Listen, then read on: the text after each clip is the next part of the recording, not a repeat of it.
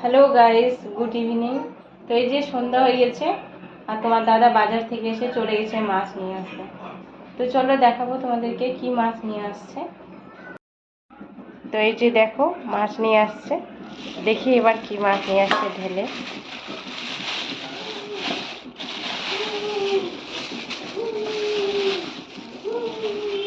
এই যে দেখো অনেকটা।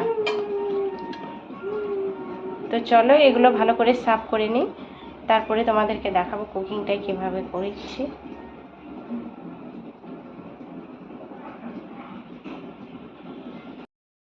তো এই যে দেখো আমি সাফ করে নিয়েছি ভালো করে। দেখো এই যে আমি একটা প্যান দিয়ে তেল গরম করে নিয়ে এই যে মাছগুলোকে ভেজে নিচ্ছি। এইভাবে সব মাছ ভেজে নেব।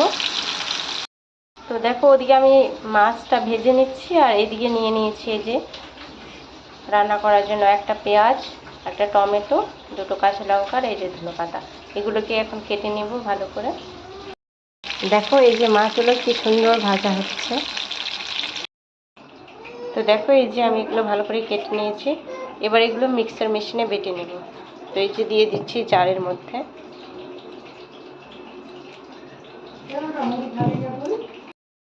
এই যে দেখো আমি মিক্সার মেশিনে ভালো করে এগুলোকে বেটে নিয়েছি। তো দেখো এই যে আমার মাছ ভাজা হয়ে গেছে। আর এইদিকে এই যে আমার ছেলের জন্য আমি খাবার বসিয়ে দিচ্ছি। এখানে এই যে গাজর, বিট আর মুগ ডাল আর একটু ভাত দিয়ে। তো গাইস এই যে দেখো তেল গরম হয়ে গেছে। এই যে লঙ্কা জিরে দিয়ে দিয়েছে, আদা রসুনের পেস্ট দিয়ে দিয়েছে। এই যে দেখো এই যে বেটে রাখা মশলাটা দিয়ে দিয়েছে, পেঁয়াজ টমেটো কুচি। এই যে দিয়ে দিচ্ছি সল্ট,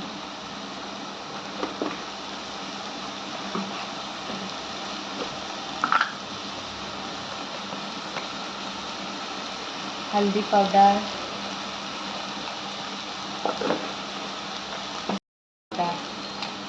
জিরে পাউডার, মশলা, এই যে সব দিয়ে দিয়েছে। এবার এগুলোকে ভালো করে মিক্স করে নিতে হবে। তো দেখো এই যে সামান্য পরিমাণে জল দিয়ে এগুলোকে ভালো করে মিক্স করে নিচ্ছে। এই যে মশলাগুলো সব মিক্স করা হয়ে গেছে। এখন এটাতে দিয়ে দেবো এই যে মাছ।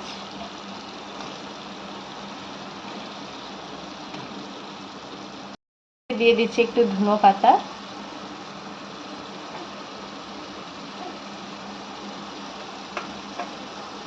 দেখো ধনেপাতাগুলো একটু ভালো করে ফ্রাই করে নিচ্ছি আর মাছগুলো একটু ভালো করে মশলার সঙ্গে অ্যাড করে নিচ্ছি। এটা ভালো করে ফ্রাই হয়ে গেলে এবার এটাতে জল অ্যাড করে দেবো। একটু দিয়ে দিচ্ছি সর্ষে বাটা। যে মশলাগুলো মিক্স করে নিয়েছি, এবার জল দিয়ে দিচ্ছি।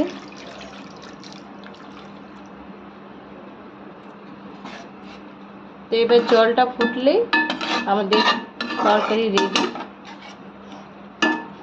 আজকে রান্না করছি তোমাদের দাদা।